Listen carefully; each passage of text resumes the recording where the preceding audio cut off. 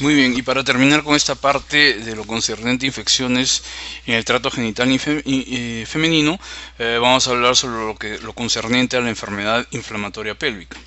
Esta se define pues como una enfermedad que inflama los órganos pélvicos femeninos, definición indicada por la Organización Mundial de la Salud.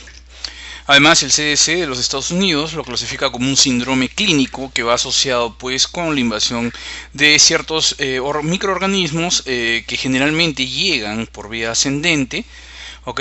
Desde la vagina o el cervix y colonizan tanto el endometrio y las partes más distales del sistema canalicular del aparato genital femenino, como son las trompas de falopio, y lógicamente pues a través de estas estructuras tubulares y canaliculares van a llegar a estructuras contiguas tales como el ovario y el peritoneo o la cavidad pélvica peritoneal. Para que una mujer contraiga una enfermedad inflamatoria pélvica existen factores de riesgo. Uno de ellos es la edad. Las mujeres que no sobrepasan aún los 25 años tienen pues un factor de riesgo para contraer esta enfermedad, y sobre todo esto va de la mano ya que están en una edad plena en la cual hay actividad sexual, y debido pues a que todavía no ha habido contacto con muchos microorganismos, hay una menor prevalencia de anticuerpos protectores. Además, en mujeres incluso aún más jóvenes, se va a tener en cuenta de que la zona de ectopia cervical, es decir, aquella zona fisiológica que se va formando conforme desarrolla la mujer y adquiere la edad reproductiva a nivel de la flora vaginal, el sistema, o mejor dicho, el ambiente del pH va a virar a un pH ácido. Esto hace pues que las partes más externas en aquella niña, en aquella prepuber, ¿okay?, se hagan pues se tornen, mejor dicho, a que dicho epitelio torne a una metaplasia. ¿Para qué? Para protegerse de este nuevo ambiente ácido. Eso es lo que hace pues que la ectopia cervical sea más grande en este tipo de mujeres, y por ende pues la probable pues colonización por algunos microorganismos es más fácil. Además pues hay mayor penetrabilidad en este grupo de mujeres del moco cervical por los microorganismos. Y hablando de microorganismos, pues los agentes más frecuentes que causan este tipo de enfermedad son aquellos pues que colonizan el tracto genital inferior, y a la cabeza pues está el gonococo, la Neisseria gonorrhoeae, está la clamidia, y también está involucrada actualmente la vaginosis bacteriana con su agente pues productor, la Gardnerella. A la vez también existen comportamientos riesgosos en las mujeres, las cuales pues van a ser propensas a que éstas tengan mayor frecuencia de enfermedad inflamatoria pélvica, es decir, primero colonización por microorganismos y después pues el ascenso hacia o por el sistema canalicular del aparato genital. Esto, por ejemplo, aquellas pacientes que tienen múltiples compañeros sexuales, es decir, la promiscuidad sexual, el contacto con tener parejas que de repente ni siquiera tienen un buen conocimiento de sus hábitos, es decir, incluso que podrían ser pues hombres con alto riesgo para transmitirle algún tipo de enfermedad de transmisión sexual, y también pues el nivel socioeconómico bajo, muy prevalente en nuestro medio, hace pues que que esta mujer sea más propensa a adquirir la infección. A su vez también, dentro de los factores de riesgo está el transporte facilitado de los microorganismos hacia el tracto genital superior. Por ejemplo, cuando hacemos dilataciones, curetajes, cuando colocamos o cuando insertamos dispositivos intrauterinos de una manera con medidas asépticas deficientes, o el hecho a veces pues de hacer algún procedimiento invasivo, llámese por ejemplo la histerosalpingografía, la sonohisterografía, por ejemplo, etcétera. Y algo pues que ya se ha dejado de uso anteriormente, pues había costumbre a usar, son los referentes a las duchas vaginales, las cuales se hacían con esas bombillas en las cuales la mujer, para hacer la higiene íntima, usaba estos aditamentos, los cuales pues podían causar cierta propulsión, y eso hacer pues que los microorganismos pudieran ascender fácilmente. Ya habíamos mencionado algo sobre los agentes etiológicos, pero debemos remarcar que esta es una enfermedad, es una infección polimicrobiana. Y a la cabeza en frecuencia está pues la Chlamydia trachomatis, la Neisseria gonorrhoeae, el gonococo, pero también están involucrados algunos otros microorganismos que son frecuentes en cuanto a infectar pues la vagina, la vulva, y de ahí la ascensión por el sistema canalicular. Estamos hablando por ejemplo de la Trichomonas vaginalis, la Gardnerella vaginalis y lógicamente otros microorganismos, sobre todo del tipo anaerobios, que aprovechan ya pues la instalación de un ambiente infeccioso para pues aunarse a los anteriores descritos y provocar pues este tipo de infección.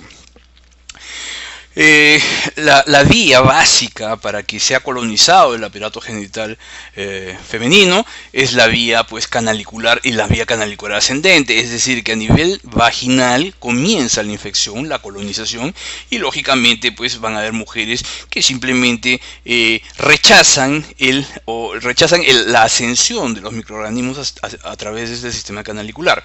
Sin embargo, por esos factores de riesgo que hemos mencionado, se da pues el caso que esta ascensión no puede ser contrarrestada. Entonces los microorganismos comienzan a colonizar primero la siguiente etapa, que es, o el siguiente compartimiento, que vendría a ser el endometrio, provocando pues una endometritis, y si siguen avanzando por el sistema canalicular van a llegar a las trompas, provocando una salpingitis.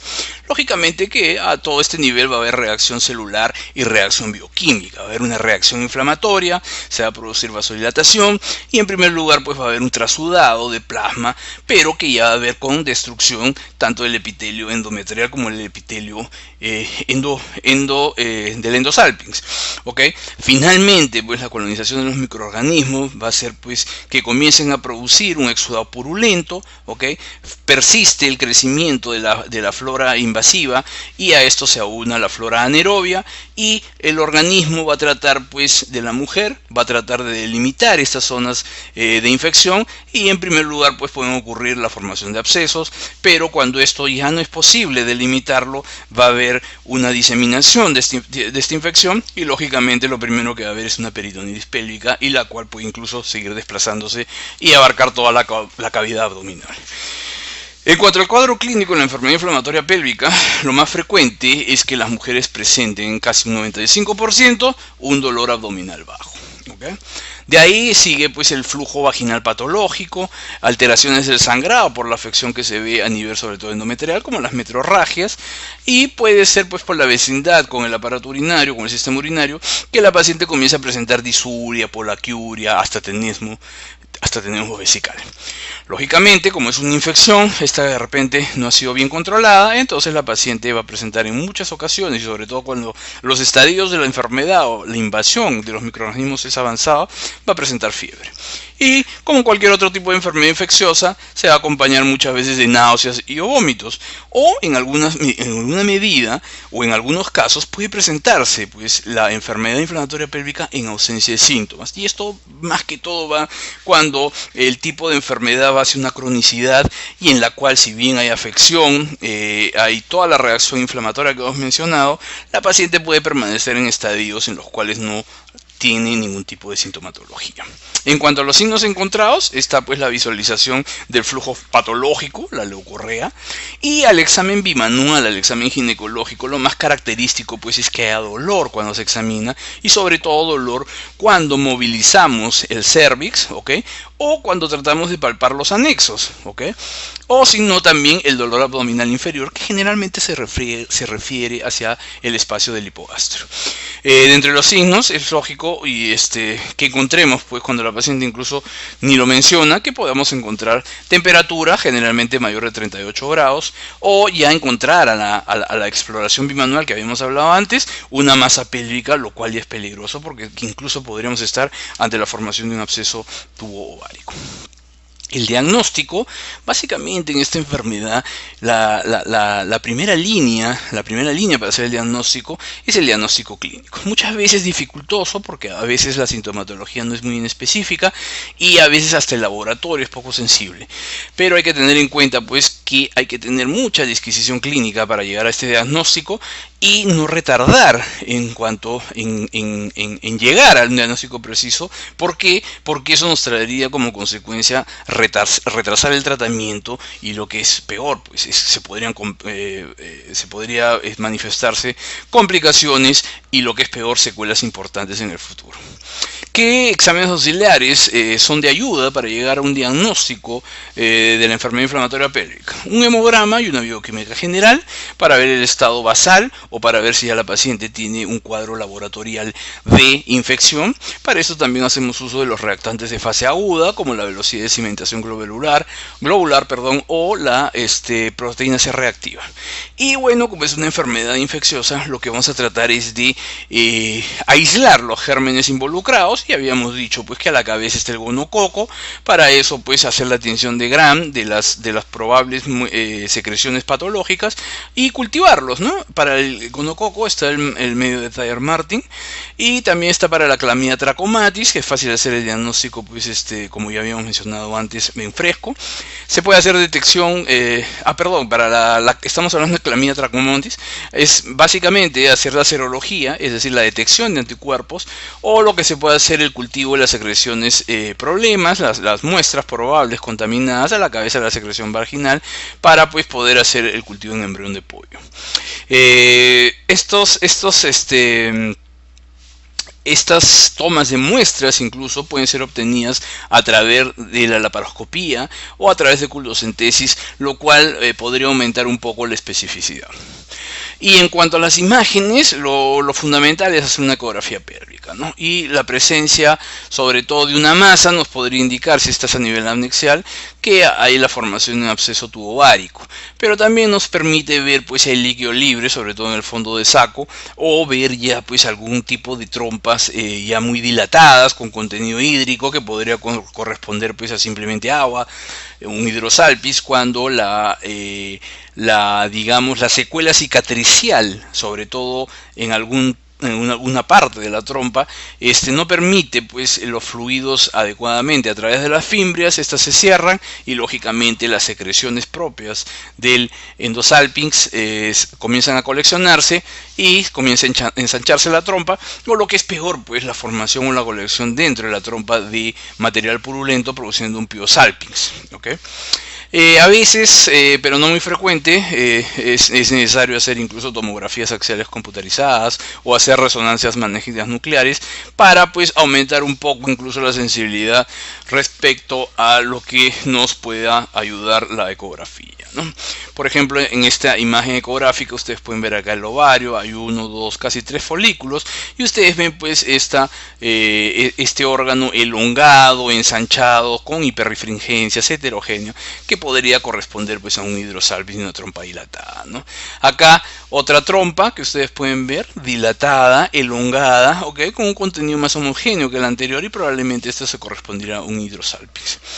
Incluso para el diagnóstico y para sobre todo la toma de las muestras para cultivo o para la tinción de Gram, se pueden usar técnicas invasivas tales como la laparoscopía, ¿okay? Que nos va a proporcionar imágenes compatibles con enfermedad inflamatoria pélvica, e incluso creo que más adelante hay una lámina en la cual nos va a demostrar incluso que por laparoscopía podemos hacer una graduación de la enfermedad, en qué etapa está, o algo menos usado pero que también se puede requerir en algún momento, la biopsia endometrio, que nos brindará pues la evidencia histopatológica de una endometritis. Y esto es lo que le mencionaba, que por vía laparoscópica nosotros podemos hacer una clasificación de la enfermedad en los grados, como leve, moderada o severa, de acuerdo a la afectación que puedan tener los genitales internos. Así vemos que en un grado leve de enfermedad inflamatoria pélvica, los genitales internos se van a ver eritematosos, ligeramente edematosos, pero las trompas todavía conservan su movilidad libre, que normalmente la tienen en la cavidad pélvica. No se encuentra en este estadio general, en este estadio leve de la enfermedad, un exudado purulento.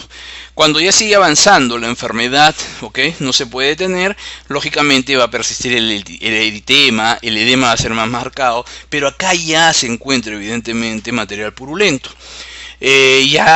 Por las mismas reacciones, las secreciones fibrinoides incluso, ya los movimientos de las trompas ya no son tan libres, y incluso la fimbria ya no puede ser evidente, es decir, comienza pues a haber una gran reacción y a tratar el cuerpo de delimitar la infección.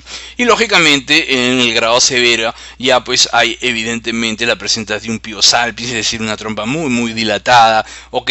Y que tiene un contenido ya purulento, se puede ver fluir el contenido purulento a través de las fimbrias, o lo que es peor, la formación de un absceso que puede involucrar tanto la trompa como el ovario. ¿Cuál es el diagnóstico diferencial que vamos a tener de esta enfermedad? Todas aquellas pues que nos causen sobre todo dolor en la mujer, y acá pueden ser sobre todo los aparatos que quedan en vecindad con el genital. A la cabeza, las enfermedades urinarias, las infecciones urinarias, la litiasis renal puede ser causa de un diagnóstico diferencial, y algunas otras enfermedades ginecológicas y obstétricas, ¿ok? Acuérdense que es una enfermedad de una mujer joven que tiene toda la potencialidad de quedar embarazada. Y acá, por ejemplo, desde la amenaza de aborto, el embarazo ectópico, la rotura o la torsión de un quiste de ovario, la endometriosis, neoplasias ginecológicas, quizás en mujeres de más edad, ¿ok? Y un síndrome adherencial por cirugía previa, aquellas que tienen antecedentes pues, de haber sido operadas por problemas ginecológicos o problemas de cirugía en la pelvis. Y están también las enfermedades del aparato digestivo, como una simple gastroenterocolitis. La apendicitis es una causa frecuente para hacer el diagnóstico diferencial, peor aún si el dolor está localizado en la fosa ilíaca derecha. Más alejado, la enfermedad diverticular, una colecistitis complicada, generalmente porque puede fluir el material purulento cuando hay una infección a través del parieto cólico y llegar sobre todo a la fosa ilíaca derecha. O el intestino irritable. ¿Cuál va a ser el tratamiento de este tipo de enfermedad, de esta infección? Ante la sospecha de esto, el tratamiento debe comenzarse de inmediato y de forma empírica. El tratamiento precoz lo que nos permite va a ser prevenir las complicaciones y potencialmente disminuir las secuelas que pudieran presentarse.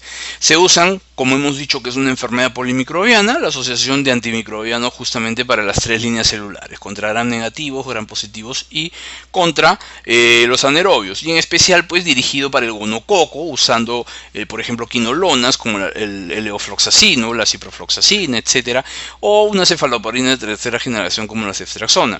Y para la clamidia pues también puede ser involucrado dentro de ese uso las quinolonas, pero ustedes ya saben que la primera elección para clamidia son las tetraciclinas. Y finalmente para los anaerobios se deben usar antibióticos específicos para esto, ¿no? A la cabeza clindamicina, metronidazol, y algunas pues cefalosporinas de tercera generación como la cefoxitina podría tener cierto espectro frente a estos organismos, o incluso las quinolonas. Ahora, existen diferentes maneras de tratamiento, y esto va a depender de acuerdo al grado de la enfermedad. Por ejemplo, cuando una enfermedad inflamatoria pélvica es leve, ¿okay? Está en un grado leve, la paciente no está tóxica, no está febril, etcétera, etcétera, lo que se puede hacer es un tratamiento ambulatorio, siempre y cuando estas pacientes tengan pues la suficiente motivación para cumplir el tratamiento y hacer un seguimiento adecuado. Ojo, como son pacientes que están dentro de la edad reproductiva, muchas veces son usuarias de algún método anticonceptivo. Y si estas pacientes estuvieran usando un dispositivo intrauterino, el cual pues es un factor de riesgo, como habíamos dicho, para la ascensión de los gérmenes, entonces hay que retirarlo de inmediato al hacer el diagnóstico. ¿Qué esquemas podemos usar? Existen varios, ¿ok? Los más usados son usar ciprofloxacino con doxiciclina y metronidazol, ¿ok? Todos estos se pueden dar por vía oral, algunos se dan en dosis única, otros por 2 semanas como mínimo, o se puede hacer también el uso pues, de algunos elementos o algunos antibióticos que se dan por vía parenteral, como por ejemplo la ceftriaxona, darle una dosis única de 250 miligramos intramusculares, y si por ejemplo hay digamos contraindicación para usar las tetraciclinas, la alternativa es usar eritromicina a razón de 500 miligramos 4 veces al día por 14 días, y podemos usar acá también clindamicina de 400 cada 6 horas 14 días, haciendo la salvedad pues que estos dos de tipo de los macrólidos tienen efectos colaterales, ya saben ustedes, sobre el intestino. Pero ¿qué pasa con aquellas pacientes que en realidad pues la afectación ya es moderada o ya es grave? Estas pacientes generalmente van a requerir la hospitalización para impregnarlas con antibióticos endovenosamente y para tener un seguimiento más estrecho. Por lo tanto, deben de quedar hospitalizadas en instituciones que, sobre todo previniendo las posibles complicaciones que pudiera tener, tenga capacidad quirúrgica de resolución, es decir, cuente con sala de operaciones, cuente con anestesiólogo, ¿ok? Y bueno, lógicamente hay que hacer un buen diagnóstico, diferencial. Lo mismo si usa dispositivo intrauterino, retirarlo de inmediato y debemos empezar el tratamiento polimicrobiano. Por ejemplo, acá hay un esquema en el cual se usa la cefoxitina, ¿ok? La doxiciclina bioral, las tetraciclinas no tienen presentación para vía parenteral, ¿ok? Y se puede reevaluar pues esto en 24 horas, ¿no? Y si esto va bien, incluso se podría rotar a una vía oral, tanto para la tetraciclina como para el medicamento que estemos usando, sobre todo para anaerobios. Otro esquema, por ejemplo, es usando clindamicina a razón de 900 miligramos en dosis cada 8 horas. Y la asociación con gentamicina, ¿ok? Un aminoglucósido. Reevaluamos, si mejora, continúa por 24 horas y luego ya se pasaría a vía oral, rotando a doxiciclina y la clindamicina, ¿ok? O incluso se puede usar el metronidazol vía oral hasta completar mínimo unos 14 días en total. Algunos regímenes alternativos parenterales es el uso de la ofloxacina, el metronidazol, que también viene por vía parenteral, pero que es más caro, pues comparándolo con el de vía oral, y pues lógicamente siempre la doxiciclina. Ahora, ¿qué ocurre cuando ya pues llega la enfermedad a una complicación tal como el absceso tubovárico? ¿Okay? Acá pues si nosotros valoramos el tamaño del absceso y pues es menor de 8 centímetros, siempre se debe incluir clindamicina o metronidazol y hacer una vigilancia estrecha con ecografías periódicas, es decir, cada 48 horas por lo menos. Si el absceso mide más de 8 centímetros o si hemos empezado el tratamiento antibiótico y vemos que no hay una mejoría en 72 horas a pesar de haber o de estar indicando un tratamiento parenteral, o lo que es peor, esa colección que podría tratarse de un absceso sigue creciendo, entonces esta mujer debe de ir hacia una laparotomía exploradora para drenar ese absceso. Cuando corroboramos que hay la presencia de un absceso tubovárico, es obligada la inclusión de clindamicina o metronidazol por vía parenteral mínimo 15 días. Y ojo, pues tampoco podemos ser tan pacientes para ver cómo evoluciona un absceso, porque puede complicarse incluso y romperse, lo cual pues puede hacer que la paciente entre rápidamente en una septicemia e incluso en un shock séptico. Por lo tanto, ante esta pues eventualidad se necesita pues una cirugía urgente y lógicamente hay que tratar de extraer todas las estructuras pues que deben estar contaminadas. En cuanto a las secuelas que produce la enfermedad inflamatoria pélvica, la cabeza está en la infertilidad, sobre todo por los efectos pues que tiene sobre las trompas, obstruyéndolas, y se ve pues que un 15% de las mujeres van a presentar o van a quedar infértiles con un solo episodio de enfermedad inflamatoria pélvica, y conforme estos episodios vayan aumentando, el porcentaje de infertilidad también lo hará. Así, con 2 episodios quedan hasta 35% infértiles, y con 3 a 4 episodios puede quedar hasta un poco más de la mitad de las mujeres infértiles. La enfermedad inflamatoria pélvica es un factor de riesgo también, lógicamente por la afección que ocurre a nivel de la trompa, para que ocurra un embarazo ectópico. Comparado con aquella mujer que nunca ha tenido enfermedad inflamatoria pélvica, lógicamente aquella que ha tenido tiene 6 a 7 veces más posibilidades de hacer un ectópico.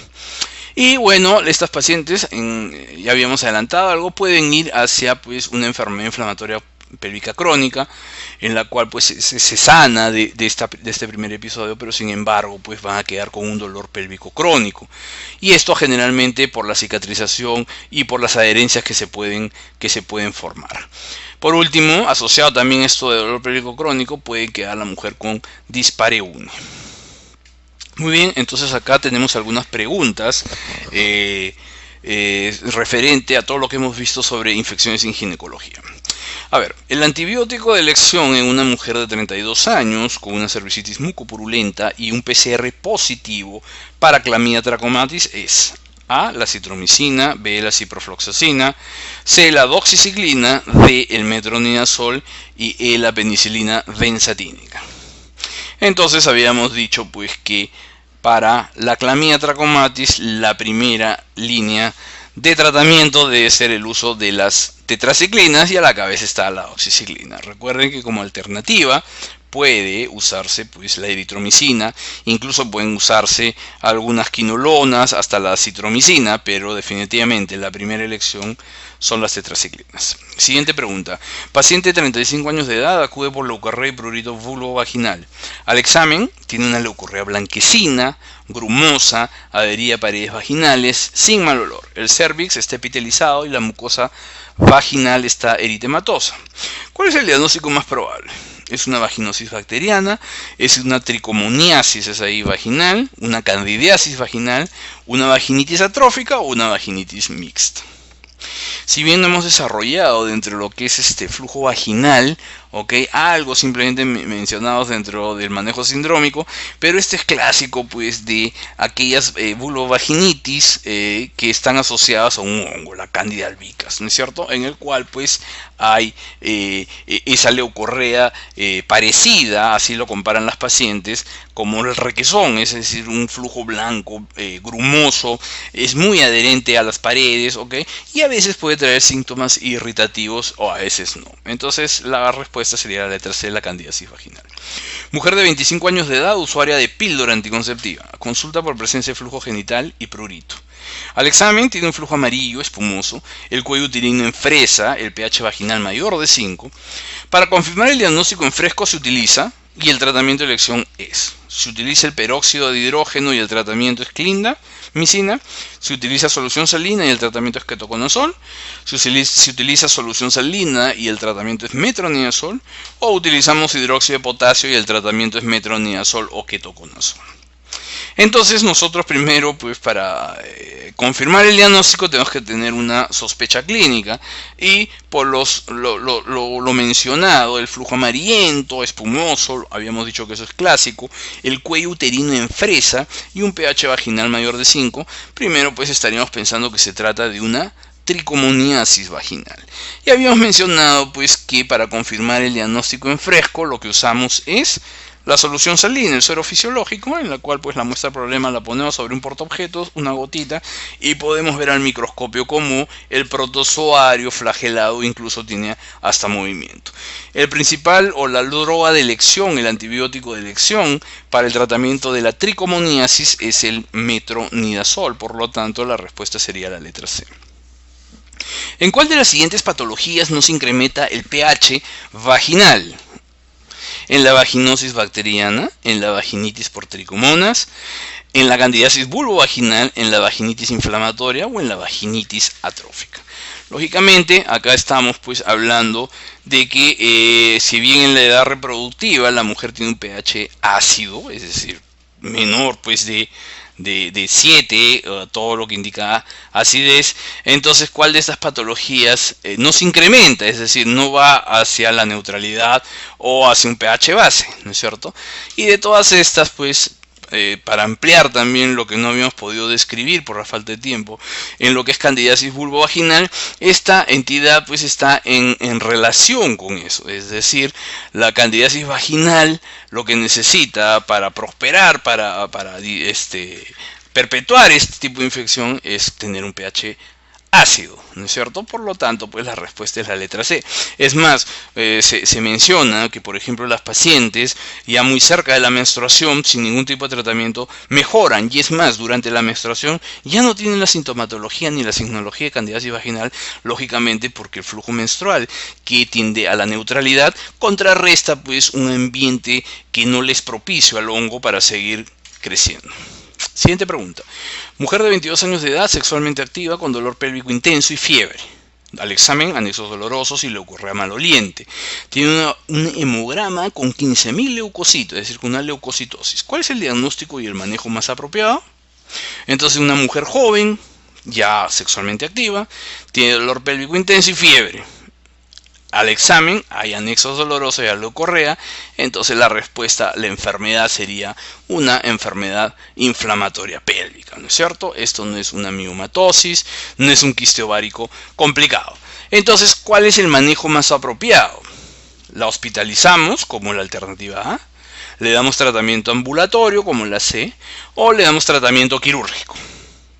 En este caso, pues es lógico que una paciente con dolor pélvico intenso, con fiebre, con signos laboratoriales de una infección establecida, lógicamente lo primero que es que habría que hospitalizarla, ¿no es cierto? Pero para darle un tratamiento antibiótico, para impregnarla, difícilmente podríamos contrarrestar la enfermedad dando un tratamiento ambulatorio, y también no podemos ser tan agresivos como hospitalizarla para un tratamiento quirúrgico. Habría que darle la oportunidad. Entonces la respuesta sería la letra A, enfermedad inflamatoria pélvica más hospitalización. La siguiente pregunta menciona que hay una multípara de 30 años de edad que es usuaria de DIU desde hace un año, presenta dolor abdominal localizado en hipogastro y fosa ilíaca derecha de 7 días de evolución, sin fiebre. Al examen tiene un flujo genital purulento y dolor a la movilización del cuello uterino. ¿Cuál es el diagnóstico más probable? ¿Será un absceso tubovárico? ¿Será una apendicitis aguda? ¿Será una infección urinaria? ¿Un plastrón apendicular? ¿O una enfermedad inflamatoria pélvica? Entonces tiene factores de riesgo, como es la edad, como es ser usuaria de un dispositivo intrauterino, ¿ok? Y presenta sintomatologías fundamentalmente como dolor, ¿no es cierto? Y tiene ya 7 días de evolución, pero que no hace fiebre. Entonces, pues, además hay flujo y dolor a la movilización del cuello. Todo es característico, pues, de una enfermedad inflamatoria pélvica. No creo que sea un absceso tubovárico sin fiebre y a 7 días de evolución ya estaría en un estado tóxico la paciente. Lo mismo que la apendicitis aguda y el plastrón apendicular. Y en cuanto a la infección urinaria, realmente no tiene una sintomatología clara de afección del aparato urinario, sino más que todo de afección del aparato genital. Entonces la respuesta sería la letra E, enfermedad inflamatoria pélvica. Siguiente, paciente de 25 años en la cual se colocó un DIU hace 20 días. ¿Okay?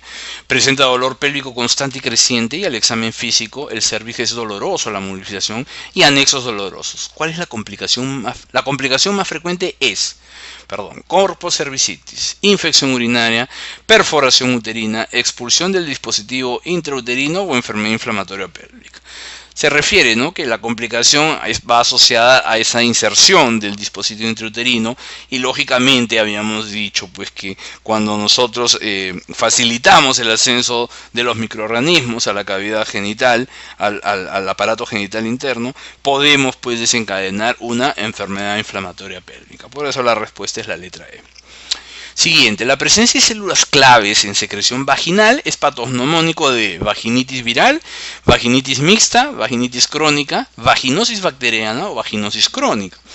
Lógicamente, como habíamos mencionado, para llegar al diagnóstico de una vaginosis bacteriana deben existir 3 de 4 criterios, y uno de esos criterios era la presencia de aquellas células que ustedes recuerdan en la lámina. Vimos células vaginales pavimentosas rodeados por múltiples microorganismos que representan la Garnerella, ¿no es cierto? También es conocido como las células indicio, las Clucells, ¿ok? A estas células claves.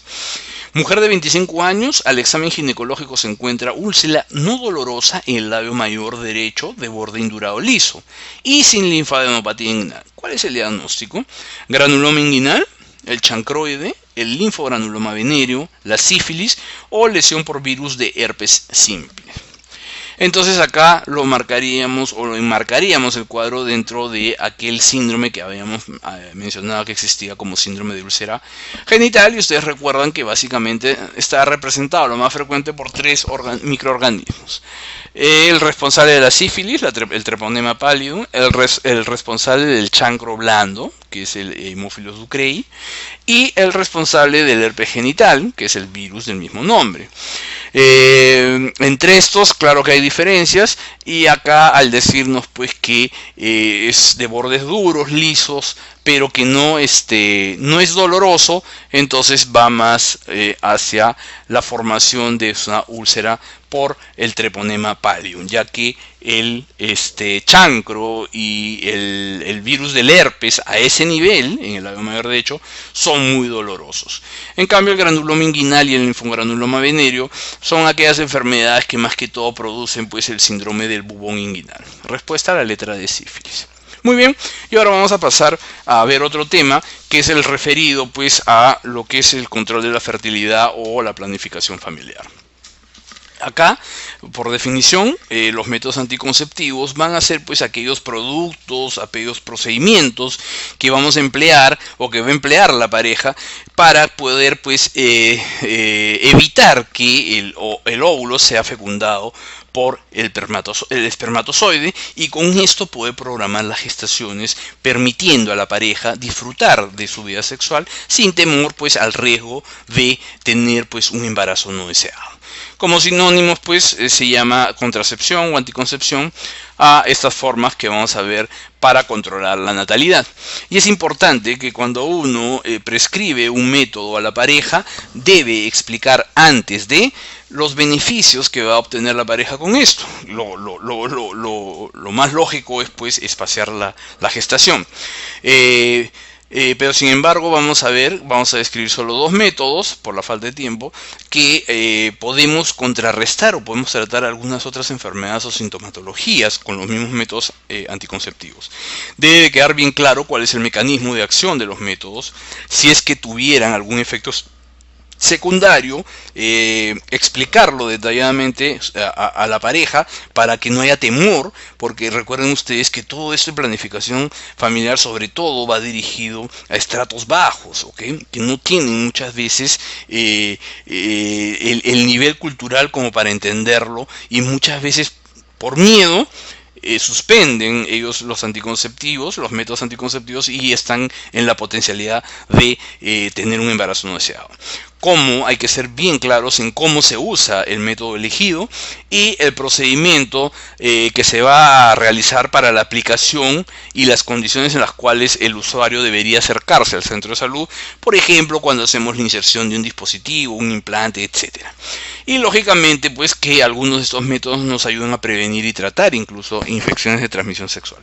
En forma general, los métodos anticonceptivos van a estar clasificados pues de acuerdo a grupos, sobre todo de sus acciones o de sus componentes. Así tenemos que se clasifican como métodos naturales, como métodos químicos, los llamados quirúrgicos o definitivos, los métodos de barrera, y este gran grupo, los métodos hormonales. Y acá algunos ejemplos de algunos de los grupos que hemos mencionado. Por ejemplo, entre los métodos naturales está el uso de la temperatura basal, la amenorrea durante la lactancia, conocido como MELA, está el de la ovulación, etcétera, etcétera. Dentro de los de barrera, sobre todo aquellos pues que van a ser un obstáculo para que el espermatozoide llegue a estar en contacto con el ovocito, y aquí están pues los que usan látex, plástico, como son los preservativos, que pueden ser tanto femeninos como masculinos, el diafragma, ¿ok? Y para algunos los dispositivos intrauterinos, ya sean que liberen cobre o liberen hormonas, también son considerados como unos de barrera. Y entre los químicos y hormonales están los espermicidas, que son encargados pues de prácticamente destruir los espermatozoides, y dentro de los hormonales hay un gran grupo en el cual están diferentes tipos de presentaciones y de combinaciones. Y está el otro grupo llamado el definitivo o quirúrgico, representado por el bloqueo tubárico bilateral y la vasectomía. Nosotros solo vamos a hablar de los anticonceptivos orales hormonales combinados y del dispositivo intrauterino liberador de cobre. ¿Okay? Dentro del gran grupo de que son los métodos hormonales, estos son anticonceptivos que pueden usarse combinados cuando se usan los dos esteroides, es decir, los estrógenos y los progestágenos, o aquellos en los cuales solo se usan los progestágenos, y tienen múltiples presentaciones como ustedes pueden ver, pero nosotros solo vamos a desarrollar los anticonceptivos orales combinados que se usan vía oral. Las indicaciones para usar este gran grupo está pues aquella mujer en edad reproductiva que desea espaciar sus embarazos, pero con este grupo de agentes tenemos la potencialidad de incluso tratar alguna otra sintomatología o alguna otra enfermedad, como son las hemorragias o los sangrados uterinos disfuncionales, la dismenorrea, aquel dolor cuando es primaria que ocurre con la menstruación sin que se demuestre alguna alteración anatómica, la tensión premenstrual o el síndrome premenstrual, el síndrome menopáusico, mejor se diría acá un síndrome perimenopáusico, porque en el menopáusico en realidad no lo hacemos con esto, sino en la perimenopausia, la endometriosis, porque justamente podemos producir pues un efecto en el cual los focos ectópicos endometriales no reaccionen a las hormonas que normalmente se producen en el organismo de la mujer, o un quiste funcional de ovario, por ejemplo. Dentro de los anticonceptivos hormonales están los combinados que usan estrógenos y progestágenos y que tienen diferentes presentaciones en tabletas, inyectables, parche y anillo. Y los que usan solo progestágenos también tienen diversos tipos de presentación, como son las tabletas, el inyectable, el implante y el dispositivo intrauterino, el cual libera hormona. Vamos a pasar entonces a describir los anticonceptivos orales combinados.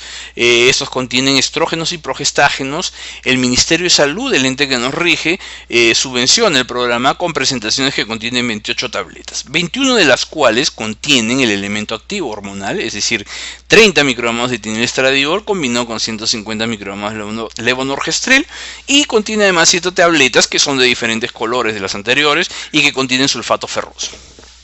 Ahora, por decir el 99 punto y pico por ciento del componente estrogénico de este tipo de anticonceptivos está representado por el etinilestradiol. Pero hoy en día, ya privadamente, las industrias farmacológicas ya están comenzando a producir anticonceptivos orales combinados usando valerato de estradiol como estrógeno. Sin embargo, los progestágenos sí tienen una gran variabilidad, como ustedes pueden ver, ¿ok? Pueden ser usados aquellos derivados de la progesterona, pero que tienen un efecto antiandrogénico. Por ejemplo, la ciproterona, la clormadinona, ¿ok? O aquellos derivados de la testosterona, pero con un efecto androgénico muy leve. Y a la cabeza, uno de los más usados es el levonorgestrel, está el norgestrel, el gestodeno, el desogestrel y el norgestimato. Y aquellos pues que se derivan de la espironolactona y tienen cierto efecto antimineralocorticoide, como es el uso de la drospirenona. También debemos remarcar que generalmente lo que se usa son aquellos llamados anticonceptivos monofásicos, es decir, que tienen una cantidad constante de ambas hormonas, pero existen presentaciones que para, digamos, imitar de una manera de algo que se acerque más a la normalidad, entre comillas, de la secreción de estas hormonas por parte de los ovarios, existen aquellos llamados bifásicos o trifásicos, y esto consiste en que van a tener diferentes escalones justamente con dosis pues que crecen o decrecen en cuanto a los estrógenos y a los progestágenos.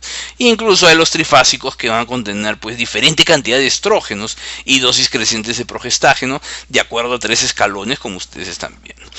Hay que remarcar que la mayoría de las presentaciones solo contienen 21 comprimidos y la mujer, luego de terminar una caja, debería descansar 7 días, a diferencia de lo que habíamos mencionado de las presentaciones que contiene aquellas pues que brinda el Ministerio de Salud. Acá les traigo una combinación de las múltiples combinaciones que hay en el mercado para la combinación pues de los estrógenos con los progestágenos. Ustedes ven acá que los progestágenos varían como ciproterona, drospirenona, gestodeno, desogestrel, etcétera, etcétera. Y lo que quería que vean acá es que la mayoría de preparados usan el etinilestradiol y van pues generalmente desde 35 microgramos, aquellos llamados de dosis mediana de estrógenos, hasta los de muy baja dosis, que son aquellos que contienen solo 15 microgramos de etinilestradiol.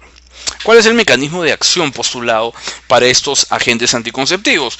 Como ustedes pues hemos visto ya lo que es este ciclo sexual, entonces ustedes saben pues que al darle exógenamente los esteroides, lo que estoy haciendo es inhibiendo la ovulación, porque no va a haber una secreción tanto de la LH como la FSH. Además, como estos son anticonceptivos combinados, el componente de progestágeno va a hacer que aumente la densidad del moco, impidiendo el paso de los espermatozoides. Y debemos aclarar y aclararle sobre todo al usuario que estos agentes no actúan interrumpiendo la gestación, es decir, van a actuar antes de que ocurra la fertilización. En cuanto a la tasa de falla, existen 2 tasas, la teórica y la de uso, ¿ok? Y la tasa de falla teórica de estos anticonceptivos es de 0,1 embarazo por 100 mujeres en el primer año de uso. Sin embargo, pues esto es lo que bibliográficamente se debería obtener y no ocurre en la práctica. ¿Por qué? Porque en la práctica pueden haber fallas de uso, el no tomar adecuadamente las tabletas a la misma hora, el olvidarse una tableta, etcétera, etcétera, etcétera. Y esto hace que la tasa de falla aumente grandemente y se menciona que es de 5 por cada 100 mujeres en el primer año de uso. ¿Cuáles son las características de estos anticonceptivos? Es que tienen que tener una motivación muy continua para el uso diario, ¿no es cierto? Son mujeres que están sanas, no tienen ninguna enfermedad, entonces el hecho de que tengan la motivación para no olvidarse y tomar diariamente una tableta hace pues que a veces esto provoque una falla en cuanto al uso. Cuando nosotros suspendemos estos anticonceptivos, rápidamente la mujer recupera su fertilidad, puede ser usada a cualquier edad y a cualquier paridad, y disminuye el flujo menstrual y disminuye la dismenorrea y regulariza pues lógicamente el ciclo menstrual, haciéndole a una mujer que menstrue regularmente. Tiene, según los trabajos encontrados, cierta protección contra la enfermedad inflamatoria pélvica, contra el cáncer de ovario y el cáncer de endometrio, ya que va a hacer que estos tejidos permanecen quiescentes mientras se actúa exógenamente pues con la administración de los esteroides. El modo de uso se debe iniciar de entre los 5 primeros días del ciclo. Si se indica después de un aborto que no haya habido ningún tipo de complicación, esto puede ser hasta 5 días luego de la intervención, y se debe tomar diariamente, de preferencia a la misma hora, y el siguiente ciclo al terminar el blister, cuando este completa las 28 tabletas, trae 28 tabletas, y cuando trae 21 tabletas hacer un descanso de 7 días y después empezar la siguiente caja. La acción anticonceptiva se alcanza en el primer ciclo al 7º día, y habíamos dicho pues que ante esa motivación que debe haber, una de las fallas frecuentes es que puede haber el olvido, ¿okay?, de una toma, ¿no?, de una tableta que contenga las hormonas. Entonces lo que se debe hacer primero es, apenas la mujer recuerde que se ha olvidado, debería tomar su tableta, ¿okay?, y tomar la siguiente tableta a la hora habitual. Entonces estamos hablando pues de que este olvido no puede ser más de un día. ¿Por qué? Porque si no se pierde totalmente el efecto anticonceptivo. Y posteriormente se debe seguir tomando la toma habitual diaria. ¿Cuáles son los efectos secundarios con estos anticonceptivos? Dolor de cabeza, mareos, náuseas, vómitos, puede haber dolor a nivel de las mamas y puede haber incluso aparición de pigmentación a nivel de las eminencias malares en la cara, lo que se conoce como el colasma, o quizás también la aparición de acné. Normalmente hay que mencionarle a las pacientes que generalmente los 3 primeros ciclos puede ocurrir esto, pero después comienza a desaparecer. Están contraindicados los anticonceptivos, lógicamente, cuando hay un embarazo. Por falla de uso, por falla del mecanismo del anticonceptivo, o porque inadvertidamente la paciente no sabe que está embarazada, entonces no puede comenzar a ingerir esto. También en aquellas mujeres que tienen un sangrado genital que aún no se ha estudiado, que estén dando de lactar y que esta lactancia pues todavía sea menos de 6 meses posparto, porque si no va a intervenir en contra de la producción láctea. Cuando existe enfermedad del hígado activa, en aquellas fumadoras y sobre todo aquellas que tengan mayor de 35 años, no deben ser usados estos pacientes porque hay asociación con enfermedad cardiovascular. En aquellas que tengan antecedentes de cánceres hormonodependientes, sobre todo el de mama, el de endometrio, o aquellas que usan pues por algún otro tipo de enfermedad concomitante, pues por ejemplo anticonvulsivantes o antibióticos. Por ejemplo, es muy conocido la competencia que existe a nivel del hígado por la rifampicina y los anticonceptivos, entonces disminuyen el mecanismo de acción de los anticonceptivos y podría haber incluso un embarazo no deseado. O aquellas que tengan cardiopatía, hipertensión arterial, sobre todo no controladas, o un tromboembolismo que ha ocurrido muy cercanamente.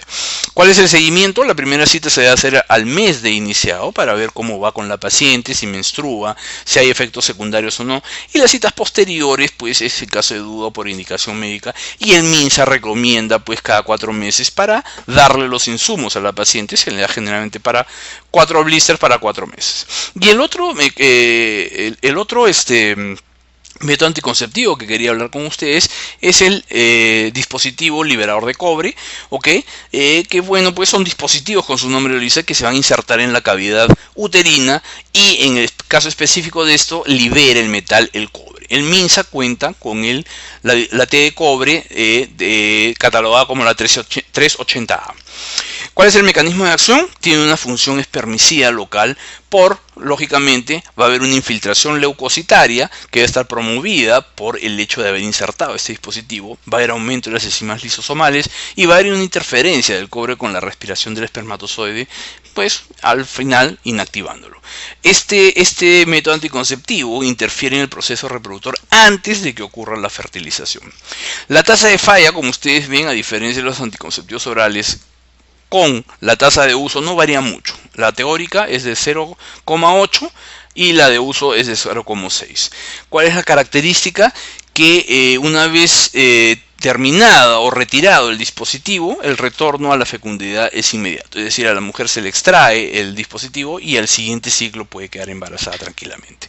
Para esto, como vamos a ver, va a requerirse un examen pélvico previo porque vamos a insertar un dispositivo dentro de la cavidad uterina. Entonces, necesariamente necesitamos saber cómo es el tamaño uterino, hacer una histerometría, cuál es la orientación del útero para evitar complicaciones como perforación o malposición. Y ojo, este método anticonceptivo puede ocurrir en ellos entre 1 a 2% de una expulsión espontánea en la mujer, a veces sin que ella se dé cuenta, o que lo expulsa y pierde lógicamente el efecto protector pues contra el embarazo. ¿Cómo es el modo de uso? La aplicación del DIU liberador de cobre, como ustedes están viendo acá, se coloca pues o viene con un tutor para su inserción, se coloca el émbolo. Han visto cómo el vástago transversal de la T se introduce entre este tutor y se debe aplicar de entre los 5 primeros días del ciclo, aprovechando pues que el canal endocervical como que se abre un poquito, ¿no es cierto? Y además para determinar pues que hay sangrado menstrual y que la paciente no está embarazada. Se puede también usar en el posparto a las 48 horas, vía transcesárea o en el postoperatorio inmediato. Lo que se debe hacer antes de esta inserción, como ustedes están viendo, es hacer una histerometría porque generalmente las T de cobre vienen en una sola talla, más o menos miden 6 centímetros. Entonces en úteros muy grandes, aquellos que miden una histerometría mayor de 7 o muy pequeños, tampoco se puede usar este método porque si no van a ser expulsados o van a tener una mala posición. Al final, esas guías, estas de acá, de nylon, son las que nos van a permitir pues extraerlo posteriormente y que la mujer controle mes a mes que el dispositivo está in situ, simplemente introduciendo los dedos y tocando las guías. Y es por esas guías que decíamos cuando hablamos de enfermedad inflamatoria pélvica que ascienden los gérmenes, por lo tanto es un factor de riesgo para infecciones y posteriormente bloqueos de trompa o incluso la instalación de un embarazo ectópico. La T de cobre 380A tiene una duración de 10 años sin necesidad de cambio. Y cuando su tiempo de vida ha caducado, simplemente se cambia y en el mismo acto se puede colocar otro. ¿Cuáles son los efectos secundarios de la T de cobre? Pueden producir dismenorrea, dolor con la regla, puede haber un sangrado intermenstrual, puede haber aumento del flujo menstrual y bueno, por lo que ya hemos mencionado en cuanto al problema infeccioso, puede haber pues mayor frecuencia de flujo vaginal e incluso enfermedad inflamatoria pélvica y tiene una relación estrecha con obstrucción tubárica y la potencialidad de generar un embarazo ectópico. ¿Cómo va a ser el seguimiento del DIU liberador de cobre? La primera cita debería ser entre la cuarta a sexta semana post inserción y la segunda cita ya debe ser anual y la subsecuente en caso de necesidad o por indicación médica. Para terminar de hablar de los DIU, está pues aquellos liberadores de progestágeno, es decir, los que contienen hormonas. La hormona liberada es el levonorgestrel. El Ministerio de Salud no dispone de este dispositivo y el mecanismo de acción es pues por el componente sobre todo hormonal, aumentando la densidad del moco cervical, que es un progestágeno. Pueden haber cambios endometriales y puede incluso hasta suprimir la ovulación. La tasa de falla es similar a la teórica con la de uso, 0,1 embarazos por cada 100 años, y las características son muy similares a las mencionadas en el liberador de cobre. Retornan de inmediato a la fecundidad, requieren un examen pélvico previo y 1 a 2% incluso pueden ser expulsadas inadvertidamente. En cuanto pues al modo de uso, es muy similar también al DIU liberador de cobre. La aplicación intrauterina debe ocurrir entre los 5 primeros días del ciclo o también puede hacerse en el posparto hasta 48 horas, durante la transcesárea o en el posvaporoto inmediato. Acá ustedes ven que hay cierta diferencia. Este DIU, que es el conocido Mirena, tiene como unas aletas en lo que corresponde al vástago transversal, como unas aletas de helicóptero, y miren en el tutor cómo se introduce jalándolo, y van hacia arriba, a diferencia diferencia de la T o el dispositivo liberador de cobre.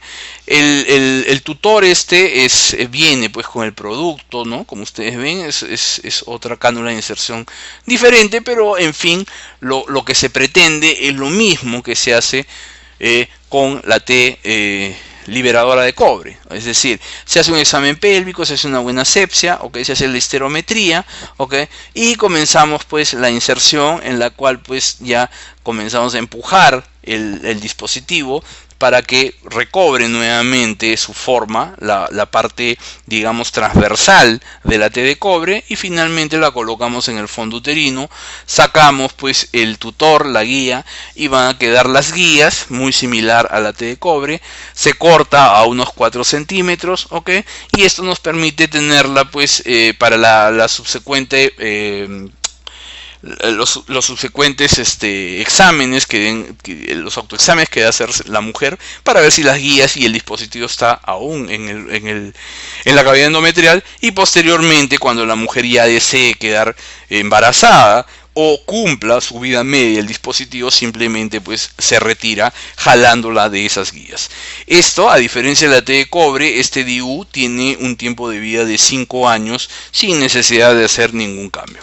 En cuanto a los efectos secundarios, como tiene pues componente hormonal, puede haber cierta irregularidad menstrual, puede incluso hasta a veces entrar en amenorrea a la mujer, o puede haber dolor a nivel de las mamas, acné, y también tiene relación con la obstrucción tubárica. El seguimiento debe hacerse muy similar a la T de cobre, la primera cita 4 o 6 semanas posterior a la inserción, la segunda cita al año, y posteriormente en caso de duda o por indicación médica. Entonces, las preguntas que tenemos sobre planificación familiar. Para una mujer de 38 años de edad, fumadora crónica, con hipermenorrea y presencia de varices en los miembros inferiores, ¿cuál de los siguientes métodos anticonceptivos es el menos indicado?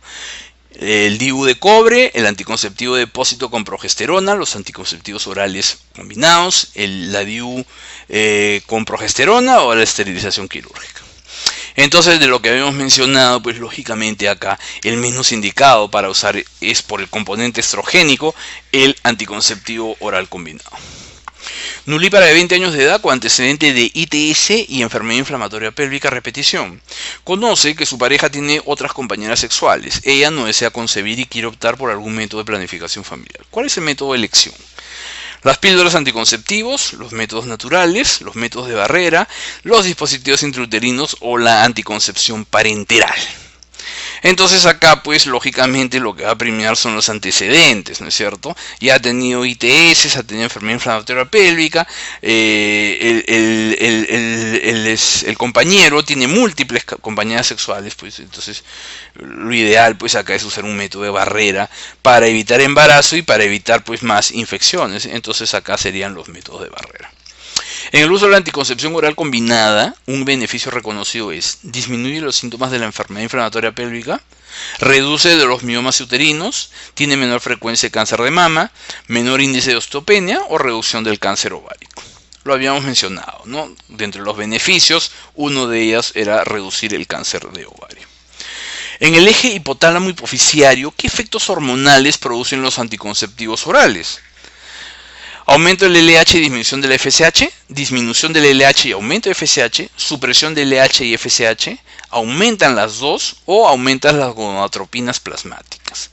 Habíamos dicho que estos anticonceptivos inhiben la ovulación y sobre todo inhiben porque hay una retroalimentación negativa sobre las gonadotropinas hipoficiales, es decir, disminuyen o la suprimen la LH tanto como el FSH.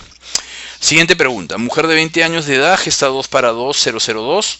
Último parto por cesárea, hace 3 meses lactando. ¿Cuál es el anticonceptivo hormonal más adecuado? ¿El estrógeno oral? ¿El estrógeno más progesterona por vía oral? ¿Los progestágenos orales? ¿El parche de etinil estradiol y progesterona? ¿O el inyectable mensual de estrógeno y progesterona, es decir, el combinado? Entonces habíamos mencionado pues que si la mujer está dando el lactar, recién tiene 3 meses posparto, acá no podemos usar ningún anticonceptivo que contenga estrógenos, pero sí podemos usar los que solo contengan progestágenos. Y si son orales, podría usarlo. Siguiente pregunta. La conducta a seguir en una paciente gestante del primer trimestre con DIU es: prohibir las relaciones sexuales, realizar una ecografía pélvica, continuar el embarazo, el aborto terapéutico o retirar el DIU. Es decir, ha habido una falla de método en el cual, pues, a pesar de tener un DIU, la paciente ha quedado gestando. ¿Qué es lo que debemos hacer? Hay asociación cuando ocurre esto, ¿ok? Con amenaza de aborto, con parto pretérmino, etcétera. Entonces, si nosotros estamos todavía en el primer trimestre y las guías las podemos visualizar, lo que debemos hacer es retirarlo con mucho cuidado, ¿ok? Y esperar, pues, cómo avanza, ¿no? Pero acá, cuando hay tasa de método y puedo ver las guías, debo retirarlo.